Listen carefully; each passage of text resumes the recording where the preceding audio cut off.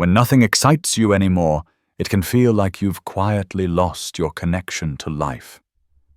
The things that once gave you joy, music, work, goals, even simple moments, now feel distant, like you're watching your own life from the outside. You don't feel broken, but you don't feel alive either. It's as if the world has gone silent inside you. You might try to force motivation, telling yourself to push harder, to get back to normal. But the truth is, the more you fight this emptiness, the heavier it becomes. Because what's happening isn't just a lack of interest, it's a deeper shift within you. Carl Jung described these quiet, colorless phases as part of the psyche's natural rhythm. He saw them not as failures, but as turning points, moments when the conscious mind runs out of its old energy and something deeper begins to move underneath. It's as if your old motivations, your old identity, are no longer enough to carry you forward. Your system is saying, stop. There's nothing more to chase in this direction. When everything feels flat, it's not because life has lost meaning.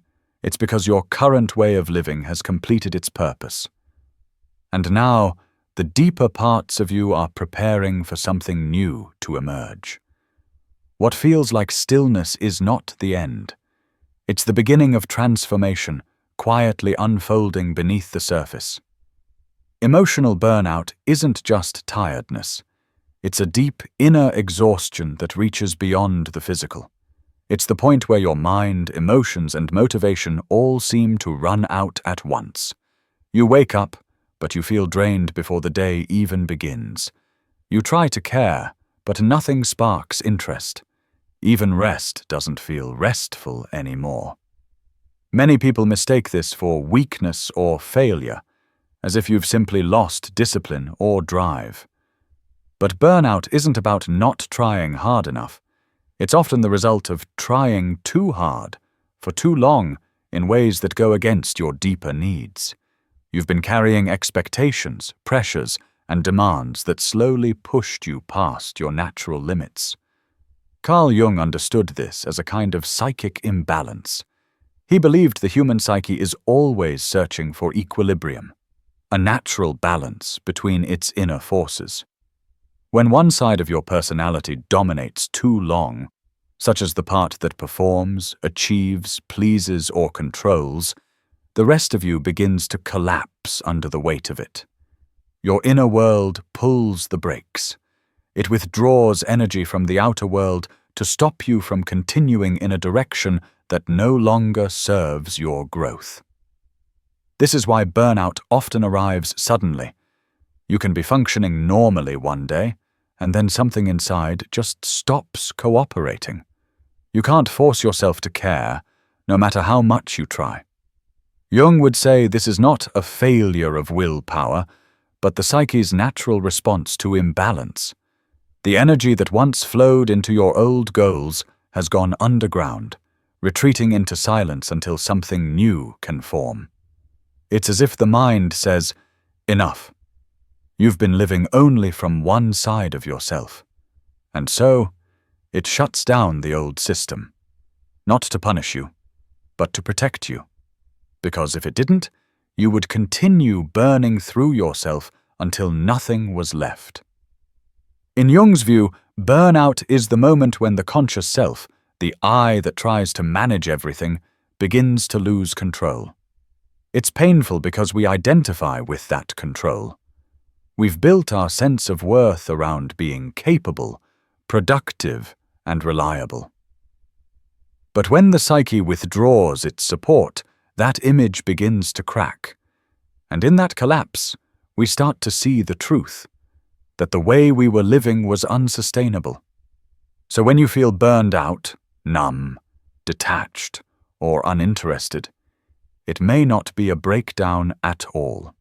It may be your mind's way of restoring balance, of stopping you from pouring energy into a direction that no longer matches who you are becoming. It's a silent correction, an internal shift that feels like loss, but is actually the first step toward renewal. The emptiness that follows burnout can feel unbearable.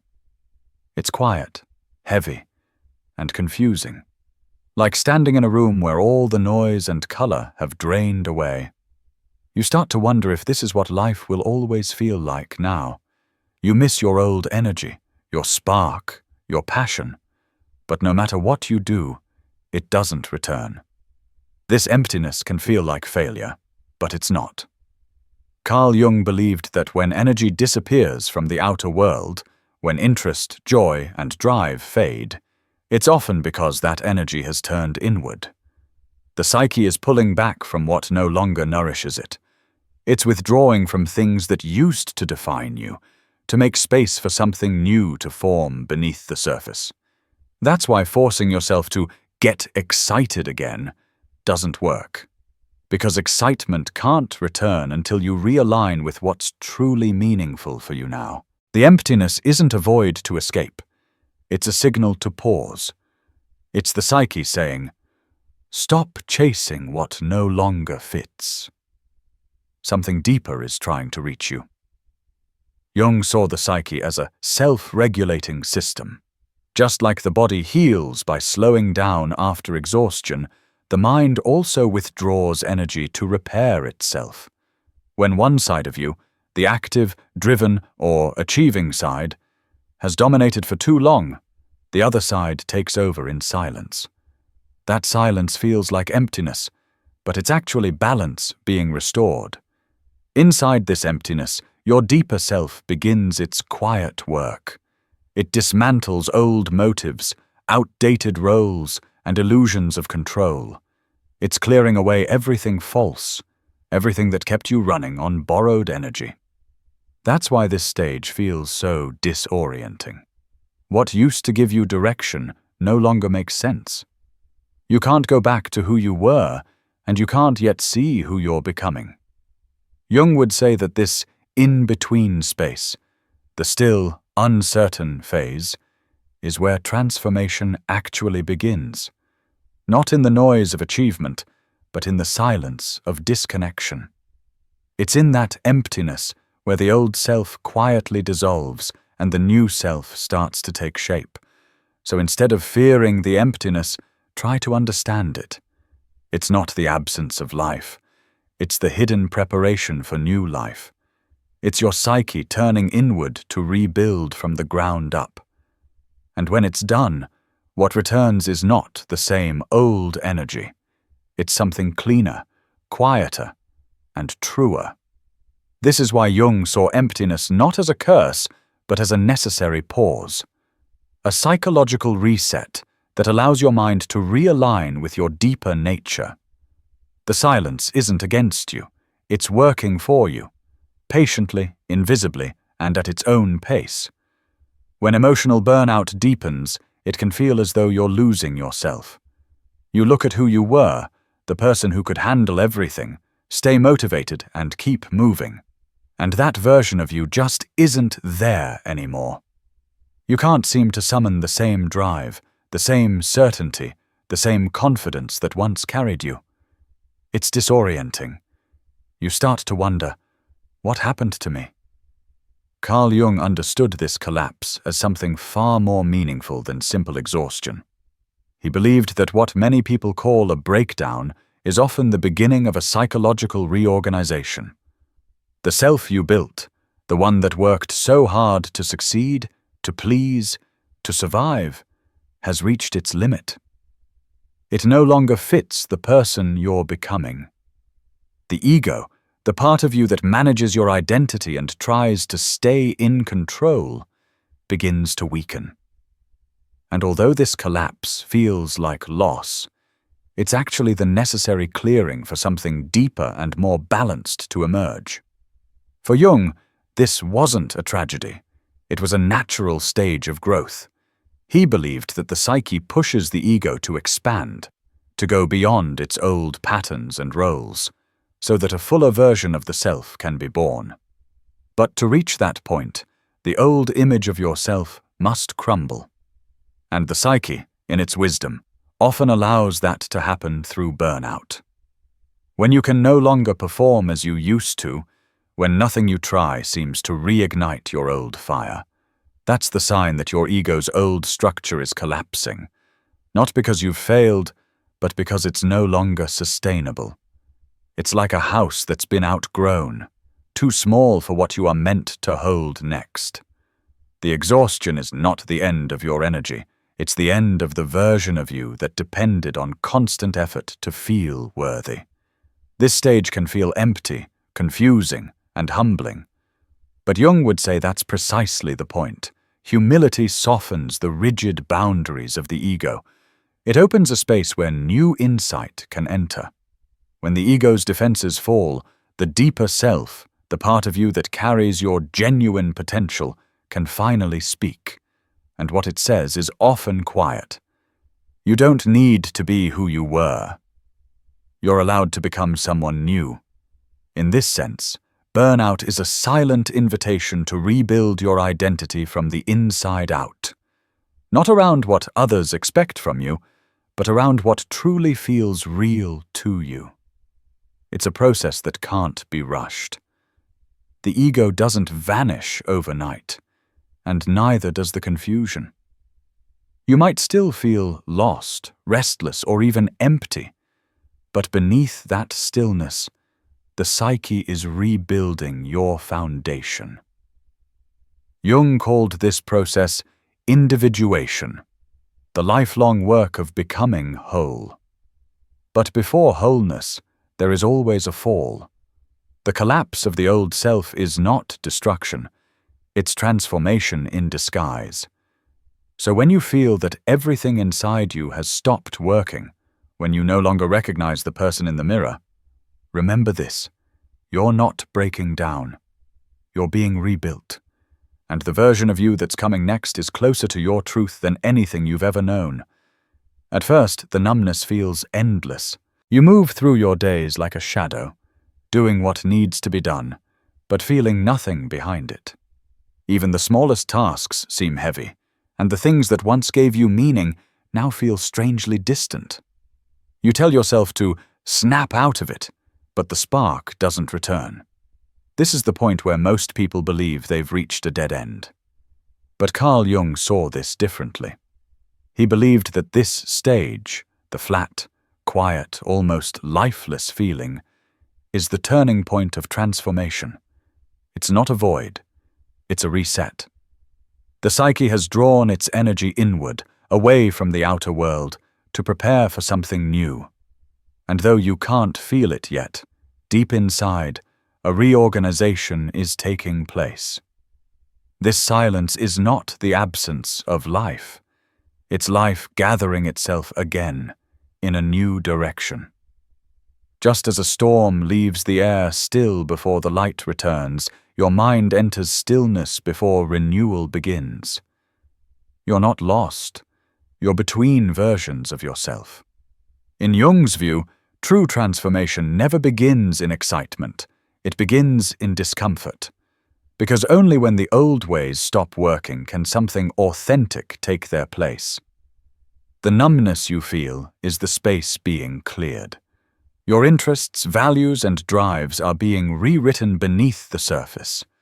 The things that once felt urgent no longer do, because your inner world no longer sees meaning where it once did. This emptiness is your mind's way of saying, "It's time to live differently now." Gradually, without notice, small shifts begin to appear. You start to care about different things. You think more slowly, but also more clearly. Moments of calm begin to replace the constant restlessness. You realize that what's returning isn't your old energy.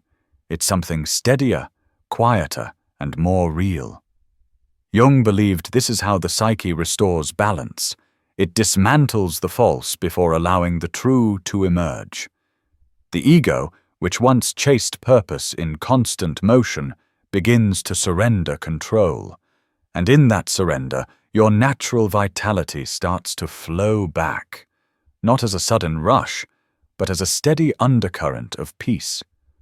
What once felt like a breakdown reveals itself as a realignment.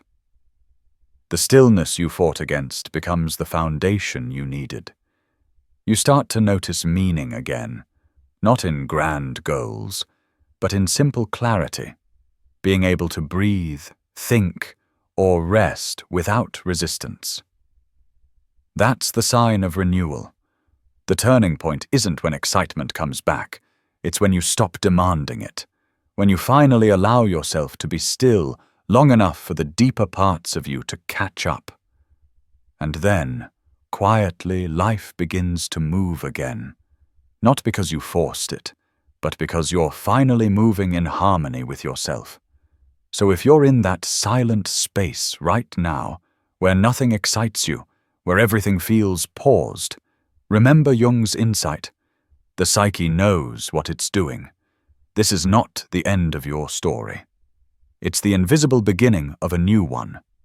When you reach this quiet, uncertain place, where you feel detached from who you were, yet unsure of what's next, the most important thing you can do is not force movement.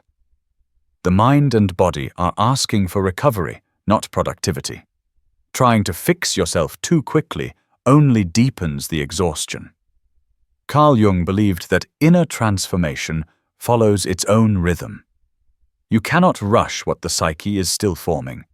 He often compared inner growth to a process of slow rebalancing, where what's been ignored, suppressed, or overused slowly finds its rightful place again.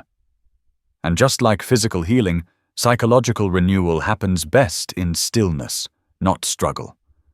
So how do you move through this stage without losing yourself in it? First, accept the pause. Stop demanding that you feel the way you used to. The old energy, the old version of you, it's not coming back. Something new is trying to take shape, and it needs quiet to grow. Jung wrote that when the conscious mind surrenders control, the unconscious begins to guide the process. In simple terms, once you stop fighting, you start healing. Second, simplify your life. Remove unnecessary noise, distractions, and pressure to keep up. If your body wants rest, give it rest. If your mind wants silence, give it silence. Busyness will not restore you. Presence will. Make room for small, grounding routines that bring you back to yourself. Walking, writing, sitting in calm awareness. Not as tasks to perform, but as gentle ways to reconnect with your own rhythm. Third, observe without judgment. Notice your thoughts, your emotions, and your numbness, but don't label them as good or bad. Jung taught that what we resist doesn't go away, it only grows stronger in the dark. But what we observe with honesty begins to lose its power over us. Let yourself feel uninspired, uncertain, or even lost. Those feelings are part of the realignment. You don't need to force positivity. You only need to stay present with what is. Fourth, trust the natural return of energy. It won't happen suddenly. It will return slowly, almost without you noticing. A moment of curiosity here, a small spark of motivation there. These are signs that your inner energy is rebuilding. Don't rush to turn them into goals. Just let them grow at their own pace. Your new energy will not feel like the old one. It will be quieter, more stable, and more authentic.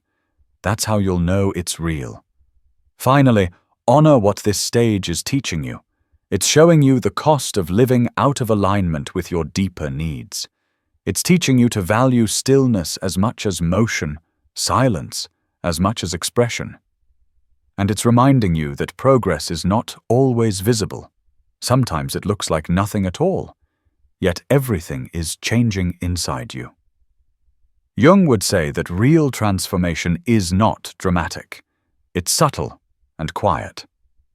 It doesn't demand that you become someone new overnight. It simply asks that you stop pretending to be who you're not. So if you're moving through this stage, let it move through you, not against you. Stop measuring your growth by how much you're doing.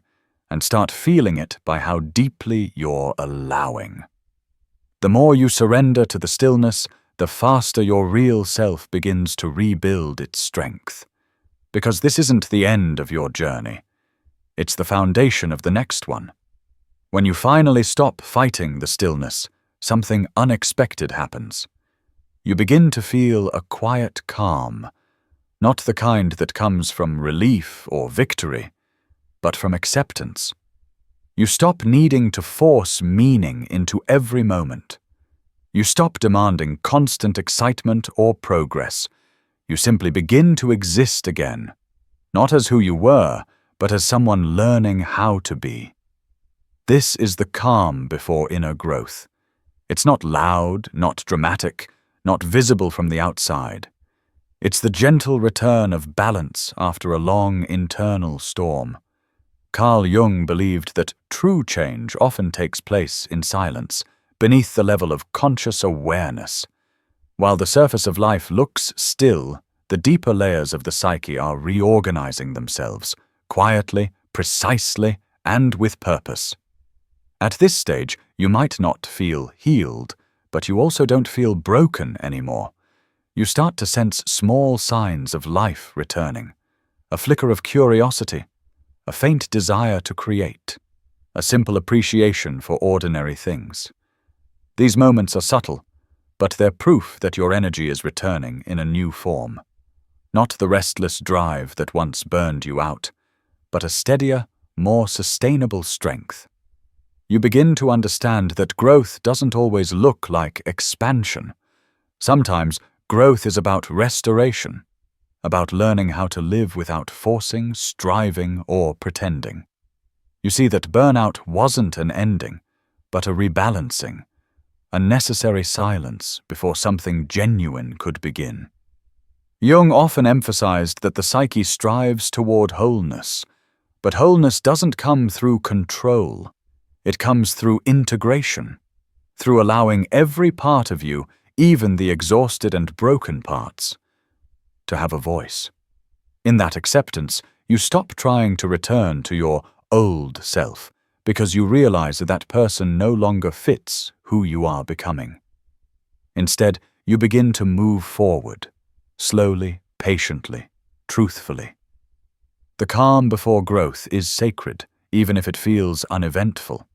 It's the point where the noise of striving fades and the sound of your true self becomes clear enough to hear. This is not the energy of ambition. It's the energy of alignment. You start to do things not because you should, but because they feel right. You act not to prove yourself, but to express yourself. And from that place, renewal begins to take root. So if you find yourself in this still, quiet space, don't rush to leave it. Don't mistake peace for emptiness. This is the psyche's way of preparing you for genuine growth, not the kind that impresses others, but the kind that transforms you from within. Jung taught that transformation is not a leap forward, it's a turning inward. It begins when you stop running and learn to listen to what silence is trying to say. And if you can stay still long enough, you'll realize that this stage, this calm, this pause, this quiet rebirth, is not a delay in your life. It is your life, beginning again, with more truth and less noise. Because the calm before growth is not emptiness. It's clarity. It's strength without struggle. It's the self returning, quietly, completely, and in its own time. So let this quiet stage remind you of something simple and powerful. You are not behind. You are not broken. You are in between, rebuilding, realigning, and slowly returning to the center of yourself.